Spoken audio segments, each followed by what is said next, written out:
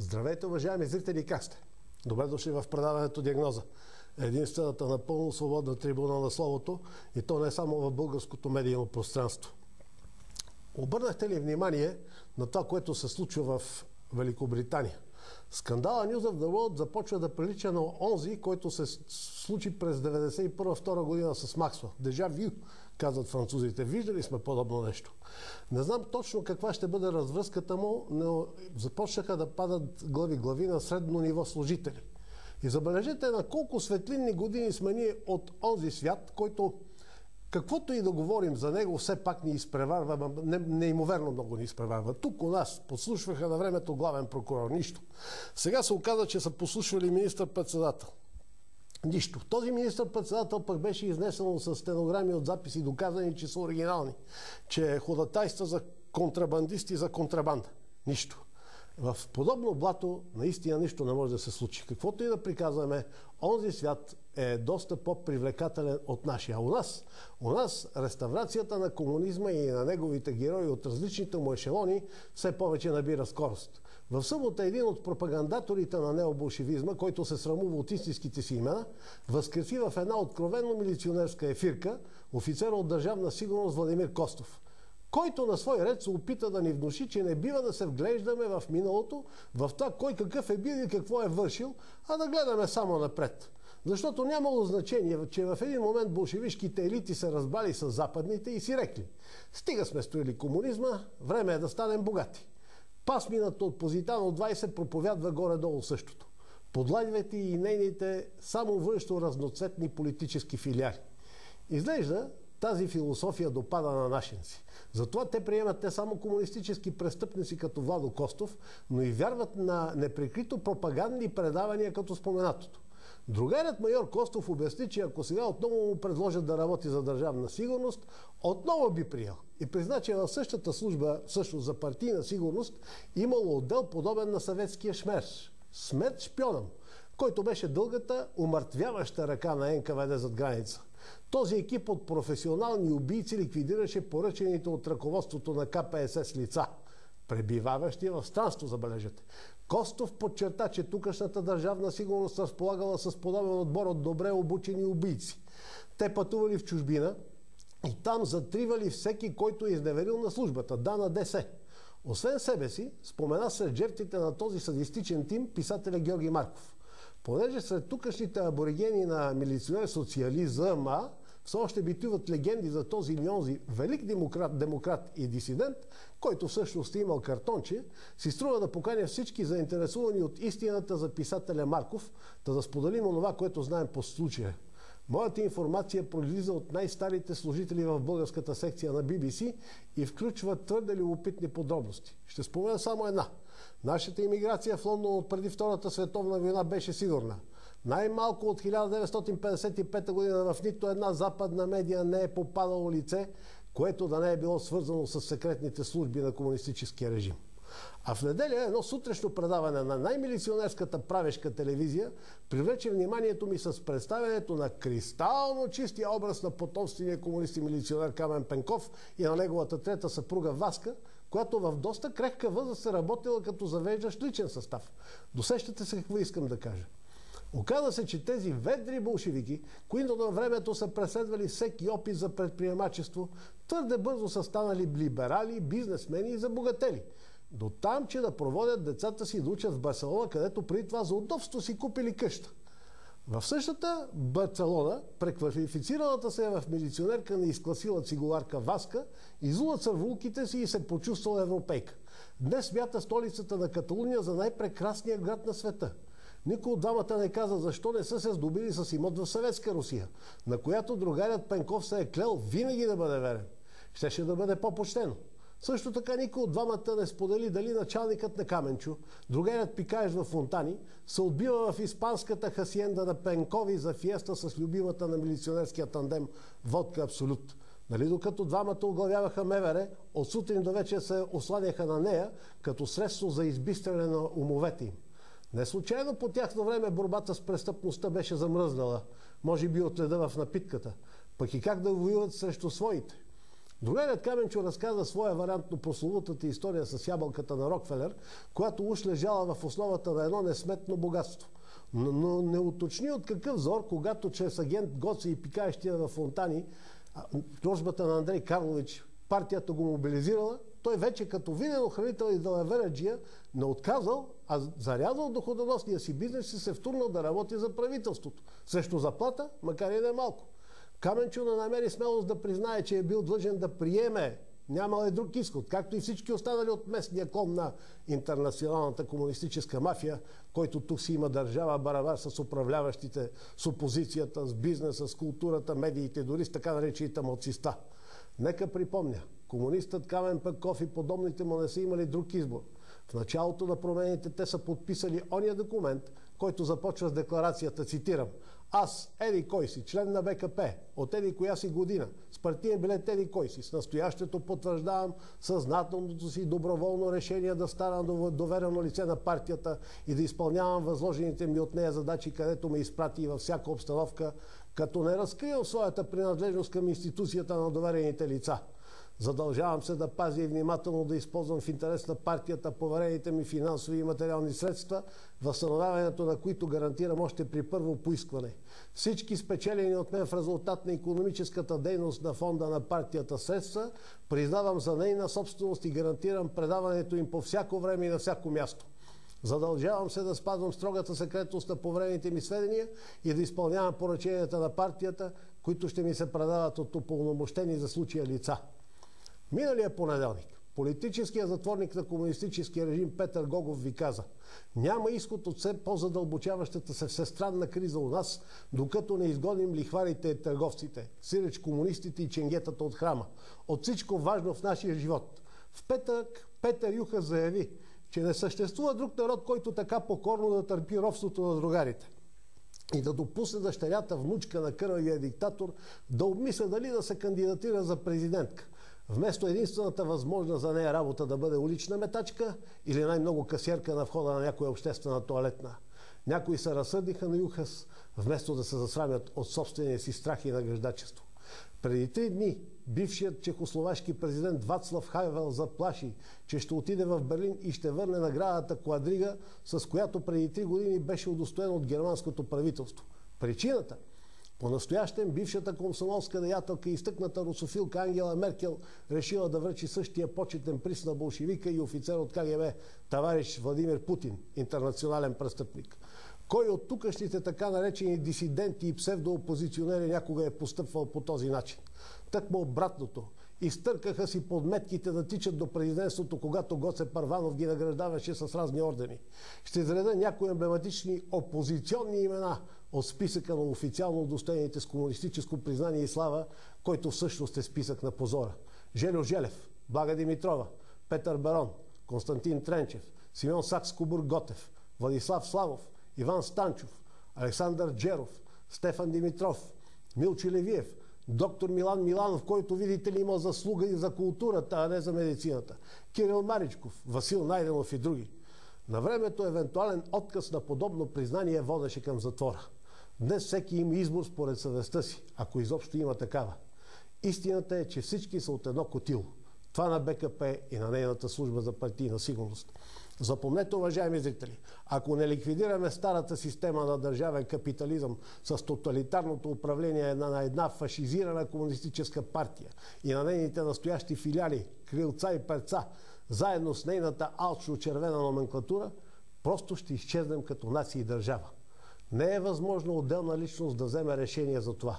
Съзнанието за задължителната декомунизация трябва да проникне в умовете на най-малко половината българи, независимо от тяхното народностно самосъзнание, от вярата им и от техните пишман политически убеждения. Ние всички имаме общ враг – фашистката номенклатура на БКП, БЗНС и Държавна сигурност. Измъкнем ли черджето на властта и имуществото изпод краката й, можем да обсъждаме устройството на държавата, начините за произвеждане на избори и останалите така наречени надстроечни подробности. А нека първо разрушим базата, върху която се крепи престъпната власт на уж бившия комунистически елит, над когото финансовият интернационал е разпънал подходящ чадър. Повярвайте, Левитското братство се интересува само от своите собствени интереси. И като щракване с пръсти ще зареже Живкови, Балеви и останалите фамилии от Политбюро, от централни и окръжните комитети на БКП, на БЗНС и на техните слуги от МВР и по-конкретно Държавна сигурност. Имаме ли сили да зарежем митовете и легендите, разделението и противопоставянето помежду ни и да се изправим срещу безмилостната, егоистична, алчно-червена фашистка хидра? Топката е у вас. А моят гост в това предаване отдавна води своята лична война. Аз се наричам войната на Цанко, по перифраза на един доименен филм «Войната на Мърфи». Той е бивш председател на полицейския синдикат във Видин и още от началото на промените започна война с Държавна сигурност. Но не толкова заради нейните престъпления в миналото, защото тя беше на върха на копието при ограбването на нацията. И за това ще стане дума сега. Докъде стигна неговата война срещу фашизираната комунистическа номенклатура и Държавна сигурност? Добре дошъл, господин Цанко Димитров. Радвам се да те видя отново в студиото. Говорим си на ти, защото сме приятели, нали? Добър вечер, Жоре. И се радвам да бъде за по-дълго, да не бъде за кратко време тук си. Свикнахме вече да бъде така. Каквото партията реши, да не кажем, Бог да не намесваме в тия работи. Цанко, твоите усилия стигнаха до Страсбург. Ти пръв изнесе безобразията, престъпленията на Мургина. И ми се струва, че когато тя започна вече да отговаря за своите престъпления, макар че не сме видели нищо съществено до сега, никой не те спомена. Но да зарежем това. Никой от онези, на които тя служеше в същност, не беше докоснат. А те бяха по това време лидери на така нареченото управляващо мнозинство СДС. Така ли беше? Да, точно така. Какво се случи? Ами това беше след предаването месец октомври 2008 година, като бехме в другата телевизия. Може би 10 дни след предаването от Министерството на вътрешните работи, това е служба СКИАТ, се явиха двама служители, които ме попитаха: откъде имаш тази информация и с какво ще я докажеш? Вие, господин Миров, не смятате ли като български офицер, че трябва да говорите само истината, а тя, Мария Мургина, е началник на НАП, на много голямо министерство, което трябваше да събира данъци. Аз му казах: аз съм български офицер и правя това, което трябва, което вие не правите. И му разказах, имам всички материали. Тя е участвала с фирми на Стефан Каменов в град Видин, на Светлин Денски. Съпруг на бившата Надежда Михайлова, сега носеща на неговата фамилия Ненски. И доста пари и акцизи не са платили, доста цигари са продали, доста неща са извършили в област Видин, са ограбили и никой не обръща внимание. И той каза: добре, кои са тия? Викам: покажете ми документите. Кои сте вие? Показаха служители на Вътрешното министерство и първо поканихме директора Никола Монов, който беше началник на данъчна служба. Дойде Николай и каза: получих сигнали, че са продали над 214 тира цигари от фабриката Дуна в град Видин, което трябва да се изнесе в Украйна и в Беларус.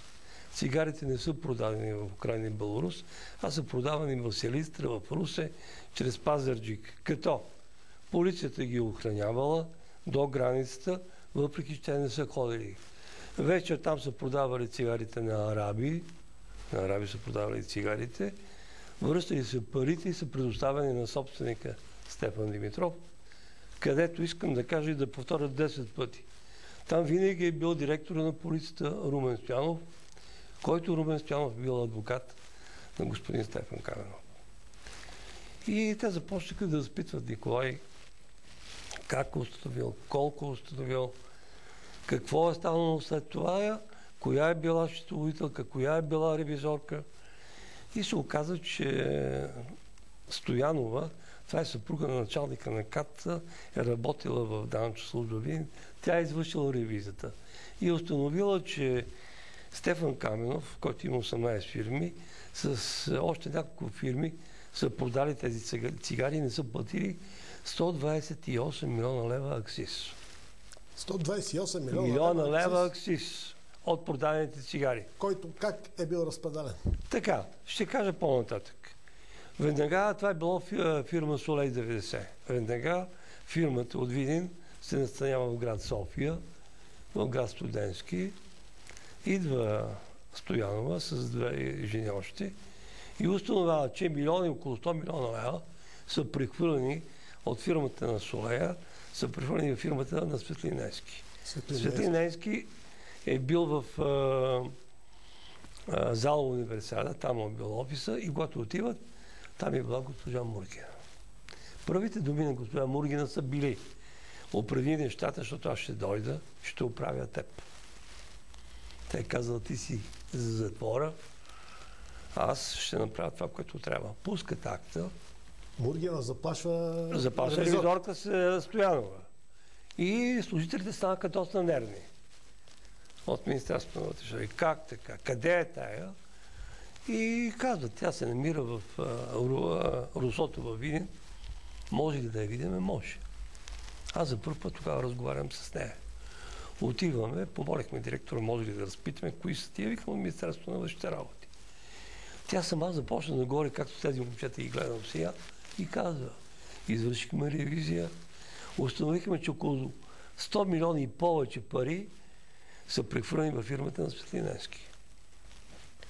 Как е заплашила Мургина и навярно след това уволнява. А какво се случва с директора на данъчна служба? Той е уволнен и са му счупени долните два крайника.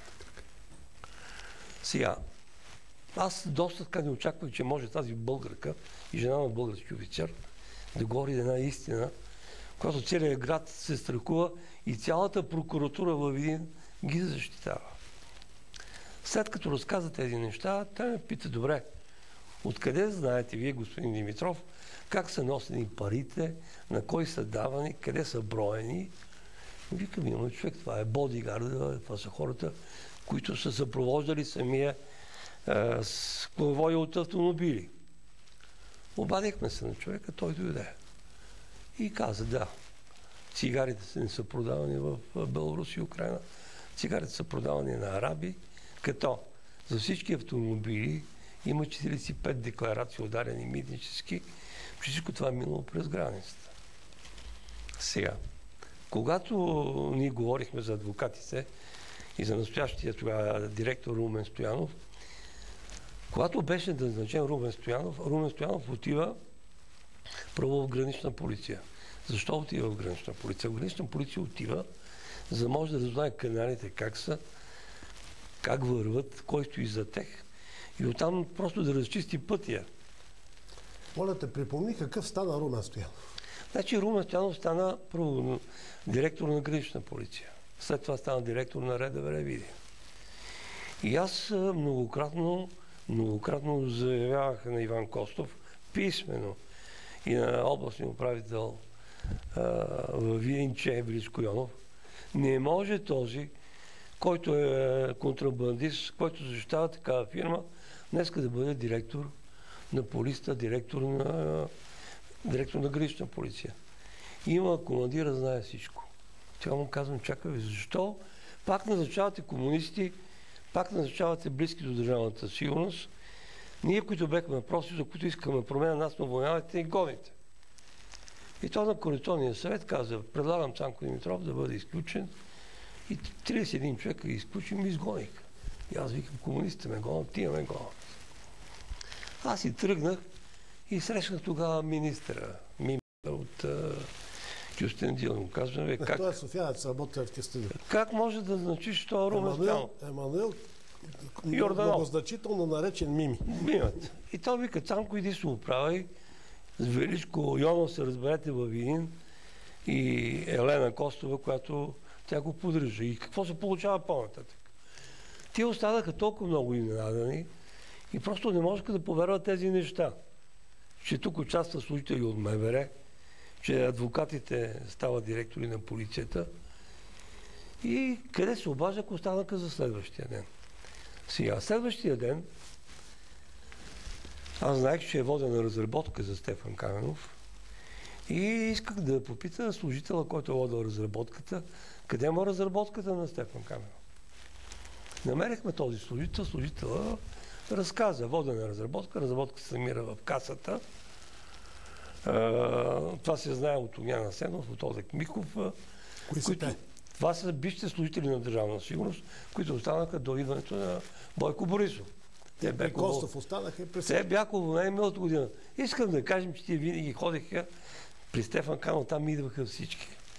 Кой е Стефан Каменов? Това е един човек, който беше продавач на домати чушки лук във Видин. Неговата съпруга Лидия Каменова, кореспондент на Българска национална телевизия, беше втори секретар на окръжния комитет на Комсомола. Настоящата кореспондентка на националната телевизия Видин е бивша втори секретар на окръжния комитет на Комсомола. И какво се получава? Нашите пак са тук. Какво се получава? Идва Надежда Михайлова и казва, аз отговарям за Видин за това.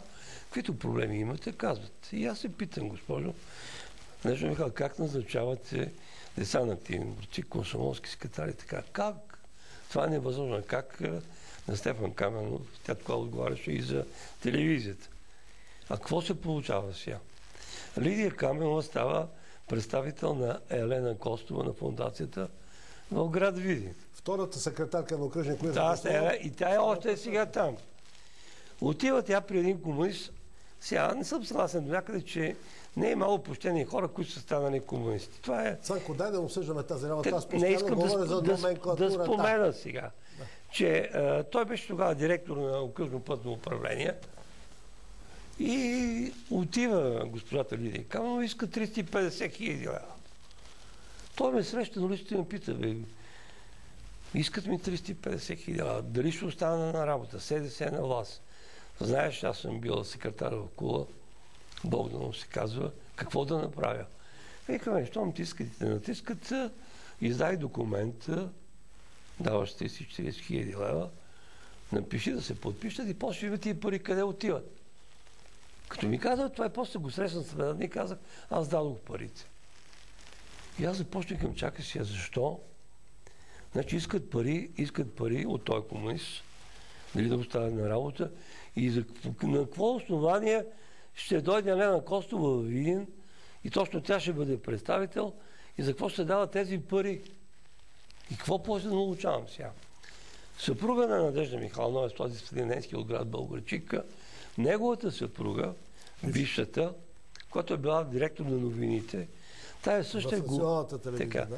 също е говорителка и на фондацията на Елена Костова. В това време, гледам печата, е на съпругата на Петър Стоянов. В същата фондация. И при мен възниква въпроса. Дали това не е начин нов обир на тези наши демократи в кавички, които започват да ползват не чрез себе си своите съпруги и да правят тия фондации. Пишем аз до Иво, се казваше там сигурността от Русе, народен представител, беше, след това беше при Иван Костов и го питам, какво означава това? Отивам при Бакърджиев и го питам, чакай бе. Евгений, какво правите вие сега? Значи вие идвате на власт, когато ви дадохме в ръцете, започвате да правите приватизация, назначавате само членове от комсомолски партийни секретари, давате им всичко, правите фондации и тогава ние какво се различаваме от комунистите? Дай да питате. Ама Цанко ти това, Цанко ти иначе и започна тая дума командира. Командира. За Иван Костов. Така. И всички се оправдават. 25-30 жалби съм му написал подробности. Защо се назначават тия хора? И като те всичко това разбраха, аз им казах, че нещата ще ги дадем, ако има Европейски съд и ако този съд не е като нашия, защото аз през цялото това време им обяснявам. Искам така да го прочита, че реформата, която не се направи в полицията, в прокуратурата, в данъчните служби, мислим, че е основната вина за цялата българска беда. И мисля, че това основният виновен го казвам от тази трибуна. Това е Надежда Михайлова, това е Иван Костов. Те са хората, които не направиха реформата. Ако беше направена, защото Държавна сигурност смениха някои от човека, сложиха техните деца на много възлови места, смениха партийните секретари и други и останаха тези, които вършиха черната работа. Цанко, да те прекъсна. Министър-председателя е майор от Държавна сигурност. Хайде да обясни на зрителите, кой е министър на образованието в момента? Значи министъра на образованието, неговия баща Сергей Игнатов. Симеон Игнатов от град Видин. Баща му е Симеон Игнатов. Симеон Игнатов е бил председател. Първо беше секретар на окръжния комитет на Комсомола. Втори секретар в градския комитет на БКП, а неговия брат пък беше служител в Държавна сигурност. Самия Сергей Игнатов е изпратен от същата Държавна сигурност, заследва в Съветския съюз преди промените. Така, това е вярно, това е истина. Виждаш, че как нищо у нас не е помръднало. Сега. От момента, в който ти водиш тази битка, то няма промени. Всичко е за по телевизията. Аз много се зарадвах, когато в град Видин се яви Бойко Борисов. Един голям спортист, голям, така поне по думите, които ние четехме. Човек, който ще може да направи промени. Той тогава беше главен секретар. Аз се много зарадвах. Той първо се срещна с учениците в 11-ти клас. Говорих час време и след това проведе среща с гражданите във Видин. И аз като представител на фондация НОКИ, на Сдружение НОКИ, и аз присъствах. Какво се беше случило във Видин? Значи тая контрабанда, значи обикновеният човек контрабанда не може да прави. То може да пренесе 10 кутии цигари. Да. Но той да пренесе кораби с гориво, тирове с цигари. Това е невъзможно. Значи трябва да участва митничар, полицай, граничен и данъчния. И аз се много зарадвах, като дойде. Кой го водеше него? Него го водеше областния управител Мартин Дончев. Кой е Мартин Дончев? Внук на активни бойци във Видин, майка му партиен секретар за облечението.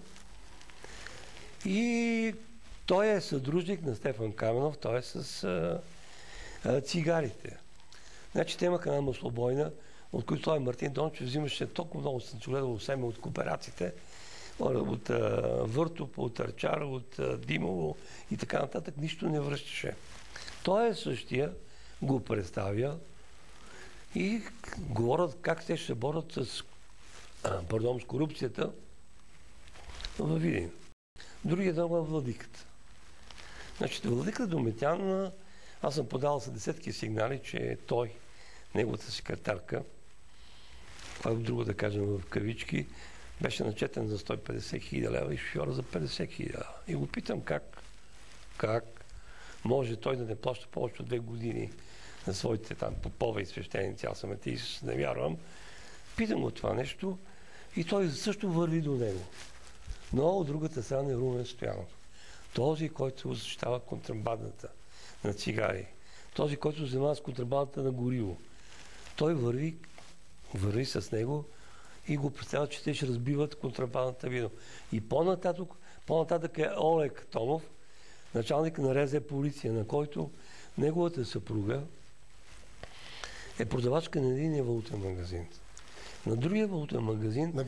На границата на ВКП. На другия валутен магазин е продавачка на заместника на икономическа полиция Пламен Иванов. Това какво общо има? Значи, той е на другия магазин. Този Пламен Иванов, той извършва проверки на всички сигнали срещу своята съпруга и съпругата на директора на полицията. Представете ли си? На директора на полицията съпругата му е продавачка на един валутен магазин, на другия. На другата съпруга на Пламен Иванов. Значи областният управител Величко Йонов назначава жена си за директор на митницата. И такива връзани неща стават. Ани Панчев, на който баща му лежал в Белене, той става началник на данъчна служба, съпругата му става началник на корекомите. И аз си позволих един ден да разговарям с нея. Останах много изненадан, когато ми каза, работата не върви, продават се в едно малко късче повече от 40 хиляди долара на ден, който е невъзможно, който контрабандата е много силна. Но как да работим и ние, след като на началника на полицията, жена му на единия магазин, на заместник началник и началника на икономическа на другия магазин.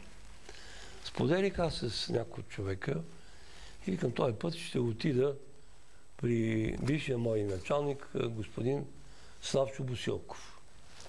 Тогава главен секретар при Иван Костов. Да. И му разказах, че във Видин става страхотна контрабанда, използват се корекомите, за предоставяне пари и митниците на партиите. Ма вика, това не може да бъде верно. Аз много те моля, господин Славчо Босилков, да извършиш проверка. Жалбата, която я подавам аз, тя е от 6.1.2001 година и описвам нещата. Завеждане в Министерството на вътрешните работи. Славчо Босилков издава заповед. Заповедта е 89 от 2001 година. Назначава се комисия от Георги Василев, от подполковник Атанас Табаков и се разпорежда на генерал Василев да извършва проверка. Извършва се проверка във Видин и Кой е генерал Василев? Васил Василев? Да. Известен като Мазен Васо. Точно така. Един от участниците в цялата контрабанда. Извършва се проверка и какво установява проверката? Че съпругата на Олег Томов не е уволнена за това, защото изтича договора, а уволнена за това, защото е продавала цигари, които не са узаконени, и алкохол. Сега тук да направим едно отклонение. Цигарите въобще не са идвали алкохола в самия магазин. Те се продават още преди да дойдат до магазина. И после ще кажем каквото е установено. Така става и за алкохола. Когато среща нови началник на гранична полиция и го питам, който отговаря. Кажи бе, човек, как може 40 000 $ на ден вие да получавате от продажба на цигари? Цанков вика, това не е истина. Това и не идва. Ние сме ставили десетки актове. Затова са отворили Кореком в Коров Георги Димитров, който е собственик на районния прокурор Георги Георгиев. Там хората от СДС... Моля ти се уточни. Районният прокурор Георги Георгиев. Е собственик на какво? На Коров Георги Димитров. Така. И там се отваря Кореком.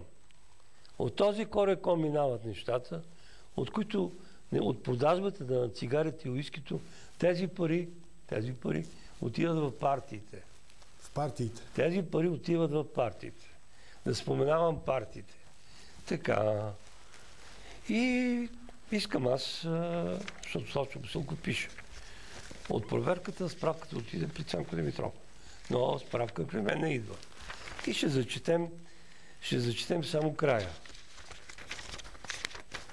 Така. Какво пише към края? Предлагам. Майор Олег Томов, началник на РЗ полиция при РДР Видин, да бъде освободен от заеманата длъжност. Предлага. Второ, директора на РДР Видин Николай Дечев да бъде освободен и последно мъмрене.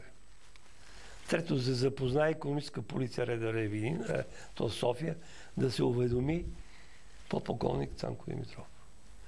До тая година мен никой не ме е уведомявал, никой не ми е давал това нещо и са уволнени служители от дирекцията на националната полиция, които са ги укривали. А тези уволниха ли? Тези само ги смениха. Понижиха ги по-надолу и след това ги пенсионираха. А те са бивши офицери от Държавна сигурност? Не, това са полицаи. Това са полицаи. Сега, какво искам да кажем аз? Вие доста говорите за Държавна сигурност. На това КПП има служители, които са служители на Държавна сигурност. Тия всичко проявяват, всичко там е пълно с агентура от всякъде. За това, което вие говорите. Значи тази агентура вижда какво става. Вижда кои влизат с коли, кои изнасят. Сега. И сега и преди. Да. И там не може пиле да префръкне без да се знае. И пак сега се връщаме. Когато до тези двамата служители на Министерството на вътрешните работи, този, който носи апурите, разказва. Служител от КПП Видин. Господин главен прокурор, слушайте и ме задръжте. Този служител събираше парите от първо, второ и трето КПП, от миничарите и парите ги носише в град София. Той беше личен приятел на Румен Стоянов. Още веднъж, господин главен прокурор, задръжте ме още утре. Този човек каза за втори път пред Министерството на вътрешните работи. До сега никой не е взимал никакви мерки да се разпита господина. Да каже как това е ставало. Да, навярно, че е уволнен. Но защо е уволнен? Дали за това, че е бил неприятен за някой или бил непослушник? След като виждам аз, че нещата не стават, нещата не върват добре, аз се отнасям с няколко писма, се отнасям до Министерството на финансите, до така за моя с много добри впечатления заместник министър Гата Албаджури, който назначи няколко проверки и установи всичко това, което е направил господин Стефан Канов от Видин, всичко това, което е направил господин Александър Стамболийски с 9 пъти заловени кораб Христо Ботев с контрабанда на гориво. Това съвпадение на имена ли? Не, да, съвпадение. И той накрая напусна и накрая идва, че всичко това Мургина е прекратяла. Мургина е знаела всичко. Тоест тя е разпъвала чадър на тях. Точно така. И тогава, като казвам аз на Бойко Борисов тези неща, но прочитам, че образувани са 46 следствени дела в следствието във Видин за лица, които, да не ги четем колко са много, за лица, които образувани са дела срещу тях по член 255 и 256 от наказателния кодекс за незаконно получено ДДС. И аз си мислих, че след всичко това, което му казах, след всичко това, което става, той ще вземе мерки и нещата ще се оправят. Повтаряме като главен секретар на МВР. Главен секретар на МВР. Да. Даже малко му обиди, но аз приемам, свикнал съм на обиди. Всички журналисти напуснаха след разговор, който ние проведохме с него. И аз му казах, че оперативната работа трябва да се изучава добре. Искам пак да кажа още веднъж. Аз съм бил 25 години полицай. Работил съм само с агентура. Умеем да вербовам и да реализирам. И искам така да споделя моето мнение. Моето впечатление от служителите, които работят днес. Лошо ли добри, аз няма да им давам такава оценка и преценка, но от проведените разговори в ГДБОП, в дирекция на Националната полиция, какво аз се установявам? Искам вие добре да ме разберете, господин Фандиев. На 4 години се сменя правителството. Правителството сменя директора на полицията. Директора на полицията сменя всички директори и началници на отдели. Там народният представител е човека, който команда. Народният представител, който преди да бъде избран, той е същия, е получавал какви ли не неща от кой или не. И се питаме въпроса, кой оперативен работник ще тръгне да работи срещу хората на областния управител, срещу хората на народния представител. А като самия директор е назначен от министър политическото лице и от народния представител. Нека уточним за зрителите. Значи, по места, в областите, шефовете на областните управления на МВР, на районните окръжни управления, все едно как се наричат сега, не знам, се назначават в тандем от министъра и народния представител. Народния представител. И той назначава по-надолу другите. И се питаме. Те кадруват в МВР. Да, кой може оперативен работник? И кой агент вече останал? А то ще говоря за агентурата. Кой ще съгласи да работи и смели да работи? Има нещо, което искам да те питам. Да. Значи, каквото и да говорим, старата милиция и старата държавна сигурност бяха партизирани. Т.е. бяха партийни.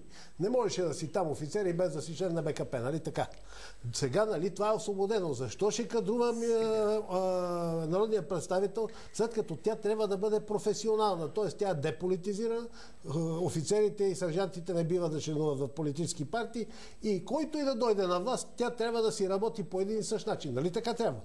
Така трябва. Сега искаме да малко преди... Обаче не става. Не става. Това е само за четиво за наивници. Съвестниците и преди 10 ноември, аз като офицер подполковник нямам право да събирам писмена информация за номенклатурните кадри, а има само право да приемам. След това изготвям рапорт. Рапорт отива до началник, отива до окръжния комитет, предоставя му се.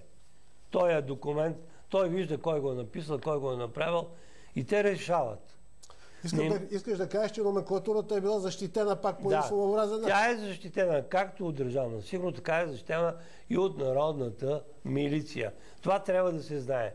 Народната милиция е изпълнявала 90% от поръките на държавна сигурност. Не може да заведеш разработка, без да мине по искането на държавна сигурност. Не може да я реализираш. Не може да се съди и както член на БКП, който е много трудно, така и агент на държавна сигурност. Това трябва да се знае. Но аз тук имам съвсем друго. Те са били защитени. никой на сила не е можал да накара да бъдеш агент на Държавна сигурност.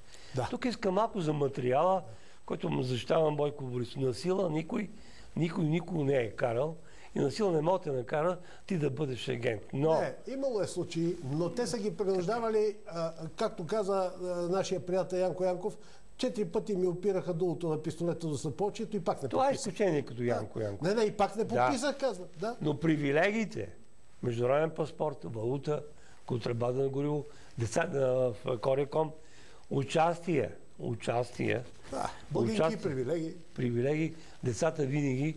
И това нещо така залъга българския народ. И те смятаха, че идването на демокрацията, това е начин, на който започна Видин с пълното разграбване на област Видин беше разграбена. Сега, искам още да продължим. Да, няма да има много време, ми се иска да закачиш и прокуратурата. Чакай за нея. И промена там никаква не стана. Останат си началниците на Държавна сигурност Огнян Асенов и Олег Миков. Гръмнака му колата. На кой? На господин директор на полицията. На единственият директор на полицията в България е гръмната кола. И бившия след служител на Държавна сигурност разказва следното нещо. Обади ми се началника на Държавна сигурност от Монтана, че са задържали двама криминални престъпници във Видин, които са казали по мероприятия Родопи. Оня начин не излъга, взима парите, не свърши работа. И аз в съда пред юристката на МВР Видин заявявам: госпожо съдия, запишете, че служител от Държавна сигурност от град Монтана е заявил, че двама, които се знаят криминални престъпници задържани, са заявили по мероприятие Родопи, че са гръмнали колата на това ченге, което е взимало пари и нищо не е решило. Това го заявявам в съда. Русица Славчева, отцяло по край на Видинско, съдийка и юристката. Има следствия. До сега никой на мен не ме е разпитал. Този Огнян Асенов, същия, след като го сега уволника за мене, неговата дъщеря е изначално висшите етажи на Министерството на вътрешните работи. Неговата дъщеря. Дъщерята на неговия заместник Олег Миков е също назначена. И Олег Миков отива в завод в Видахим, като заплата му около 1000 лева. А ние сме писали за хиляди престъпления, извършвани в Видахим. И той отива там да бъде директор на охраната. Бога ми, какво става тогава? Как е сменена Държавна сигурност? Как са сменени те? Номенклатурата си е по места, тя ръководи всичките. И като става това нещо, всичко замира. И един ден аз пишем жалба до Военна прокуратура и искам тук да прочита кои са прокурорите. На Военна прокуратура полковник Златев, служител на Държавна сигурност, полковник Невенов, за който знам, че е зарушил Симеонов, но не знам дали е служител. Той е полковник Ячев, не е служител бил на Държавна сигурност, полковник Невенов, служител на Държавна сигурност. Той отговаря за Враца и Видин. В момента. Така. И пишем аз 10 страници обяснение и му казвам: носим пълната отговорност по член 210 алинея 1 от Наказателния кодекс. Тия 20 въпроса, които съм поставил, ако не са верни, съд, задържане, следствие и съд. Той Цанко вика: добре. Води с мен и майор Янев.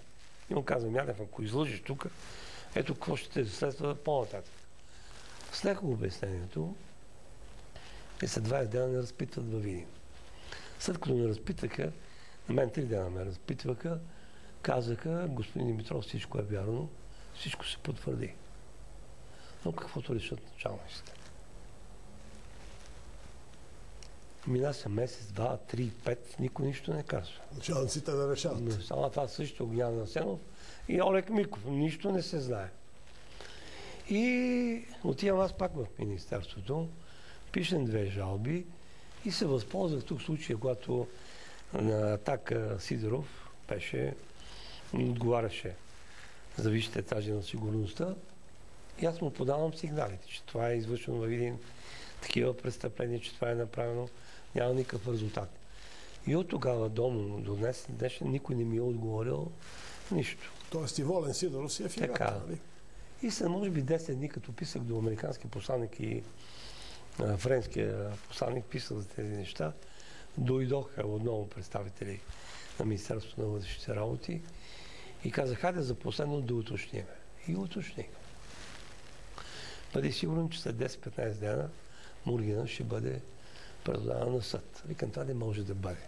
Но тук на така малка скобичка, когато дойде министър на финансите, аз му разказах тези неща. Той каза, Цанко Димитров, аз го знам и съм чел 100 пъти твоите жалби. Но аз не съм назначил Мургина. Мургина е назначил министър-председател и само той може да й носи отговорност. Кой беше министър-председател? Министър беше... Сакскобурготов. Кой? Сакскобурготов. Не. Костов. Моля? Костов. Да. Иван Костов е назначил. Така. И аз си замълчах. Но казва, тя работи много добре и си върши работа. След 10 дена ми се обадиха, готови съм материалите, очаквай да те викам. Чаках месец, два, три, пак никой не ме вика. Пишем, аз съм много жалба до ГДБОП. Поканим един страхотно възпитан етичен човек. След 5 часа разговор казва, господин Димитров, твоите жалби не са минали никъде и никой не е ги търсил. Това ГДБОП е ходило там. Никой въобще нищо не е направил. Добре, извикай началник на жалбите. Той го повика, дойде и каза, добре, Цанко, сега, ти какво искаш? Началника на полицията във Видин, Румен Стоянов, който е негов адвокат, министър на вътрешните работи е консултант. Това е професор Петканов. Ти си тръгнал срещу тях, чупи си главата. Ние не искаме да вървим срещу тях. Добре, вие тогава на кого служите? И какво казаха тия момчета от ГДБОП? Ние не можем да работим, нас не се пречи от партиите. Партиите са основни виновници за всичко това нещо, което става. Полицията да не работи.